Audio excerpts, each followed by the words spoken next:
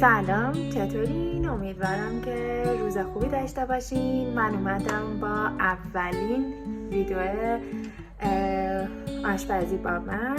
امیدوارم که ازش لذت ببرین.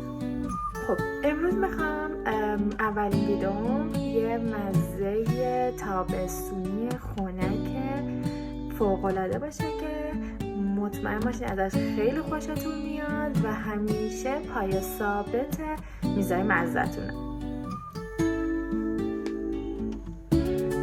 برای درست کردن این مزه ما خیلی به چیز آنچنانی نیاز نداریم. همونطور که می‌بینید پیازچه، خیار، تربچه، ماست و پنیر که من از ماست کمچرب و پنیر کمچرب استفاده کردم، نمک صورتی و فلفل سیاه.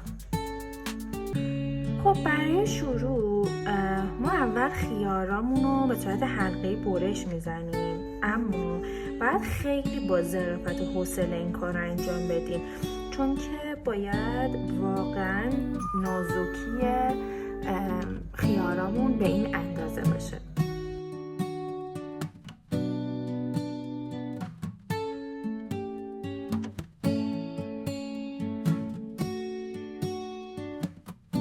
خب همونطور که خیارمون رو برش زدیم، نوبت میرسه به تربچه‌هامون هم همونطوری خیلی نازک و ظریف برش میزنیم،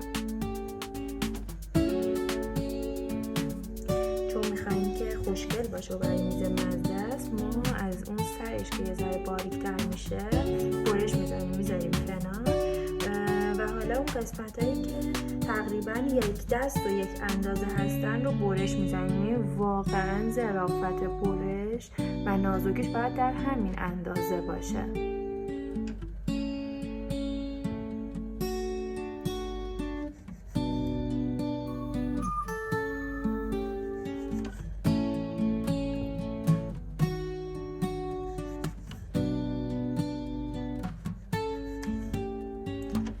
کار سختی هم نیست، یعنی واقعا با یک دو بار امتحان کردن، یکی دو بار نه البته با یه بار امتحان کردن این دستتون میاد.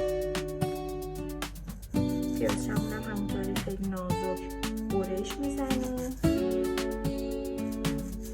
اصلا ریزش نکنین، همونطوری حلقه‌ای، فقط خیلی نازک باشه، چون هم ظاهر خیلی خوشگل و خنک و تابستونی بهمون میده، هم این که واقعا پیازچه خوشمزه